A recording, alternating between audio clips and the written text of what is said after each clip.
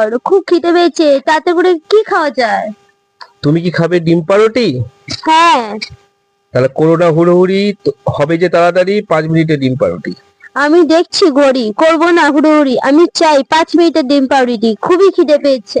ডিম পাউরুটি করতে গেলে কিন্তু অবশ্যই ডিম আর পাউরুটির মেলবন্ধন তো লাগবেই, সাথে লাগবে কুচি করা পেঁয়াজ, সামান্য ধনেপাতা কুচি, সামান্য লঙ্কা কুচি, সামান্য তেল ও স্বাদমতো নুন। এরপর পাউরুটিগুলোকে মাঝ বরাবর কেটে রেখে দিলাম। একটি পাত্রে ডিমটাকে ফাটিয়ে রেখে দিলাম।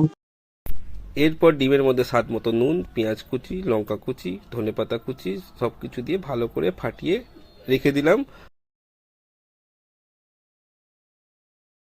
এরপর সসপ্যানে তেল গরম করতে বসিয়ে দিয়ে দুভাগ করা পাউরুটিগুলোকে হালকা করে সেঁকে নিলাম।